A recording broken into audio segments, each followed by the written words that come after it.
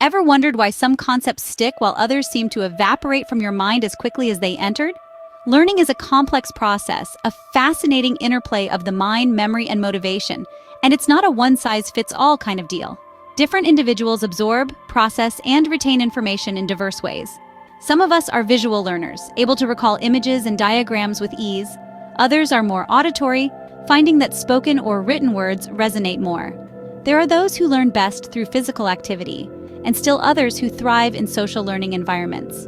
The key to effective instruction is understanding these varied learning styles and adapting our teaching methods accordingly. By doing so, we can create a more inclusive and productive learning environment. After all, learning should be a journey of discovery, not a struggle against the current. Understanding the foundations of learning and instruction can make a huge difference in how successfully we impart knowledge. Now imagine you're building a house. You wouldn't start without a solid foundation, would you? Just as a house requires a sturdy foundation, so does the process of learning. This foundation is constructed from three key pillars: cognitive, social, and developmental aspects. The cognitive pillar refers to the mental processes we use to take in and understand information. It's the thinking, the reasoning, the problem solving. It's the way we perceive the world around us and how we make sense of it. Next, we have the social pillar. Learning isn't a solitary act. We learn from our peers, our teachers, even the world around us. The social aspect of learning involves interaction, collaboration, and communication. It's about engaging with others to construct knowledge and understanding together. The third pillar, the developmental aspect, is about growth and change over time. It's about how we evolve as learners. Our knowledge and skills expand and deepen as we mature, and our learning strategies become more sophisticated. Now, these pillars don't stand alone. They interact, they intertwine, they support each other. The cognitive aspect informs the social shapes the developmental, and the developmental feeds back into the cognitive. It's a complex, interconnected system, and understanding this system is vital to mastering the art of learning. Consider this.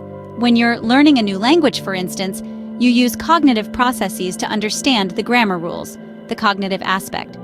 You practice speaking with others, the social aspect. And as you progress, your understanding deepens and your skills improve, the developmental aspect.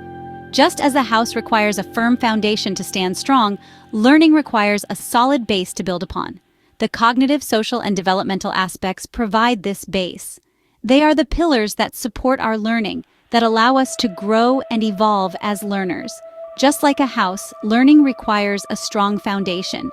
These pillars provide that foundation, supporting our ability to learn effectively. Now that we understand learning, how do we translate this understanding into effective instruction? Instruction, at its core, is about bridging the gap between knowledge and understanding. It's a dynamic process that demands we consider the learner's perspective. Like a skilled craftsman, an instructor must shape and mold the information, making it accessible and meaningful to each individual learner. It's crucial to remember that the role of the instructor extends beyond that of a simple provider of information. The instructor is a facilitator, a guide helping learners navigate the vast sea of knowledge. They create an environment that encourages curiosity, stimulates critical thinking, and promotes active participation. Imagine a journey. The instructor doesn't merely hand over a map and say, "Go." Instead, they accompany the learner, pointing out landmarks, offering insights, and providing support when the terrain gets tricky. Effective instruction is not about pouring information into a student's mind. It's about guiding them along a path of discovery. Scene script. So how do learning and instruction intersect? It's like a dance, really. When we understand the nuances of learning, we can choreograph instruction to match the rhythm of each learner. Think of learning as the individual steps each dancer takes. Instruction, on the other hand, is the rhythm guiding those steps. Without a clear rhythm, the dance becomes chaotic. But when the rhythm is understood and followed, the dance becomes an art form. Understanding learning allows us to see the areas where instruction can be improved. It's about adapting the rhythm to suit the dancer, not forcing the dancer to match an incompatible rhythm. We adapt instruction to meet the needs of different learners, creating a harmonious dance that leads to better learning outcomes. By tuning into each learner's unique rhythm, we can create a more personalized learning experience. This is the intersection of learning and instruction. By understanding the foundations of learning and instruction, we can make the process of learning more engaging, effective, and enjoyable for all.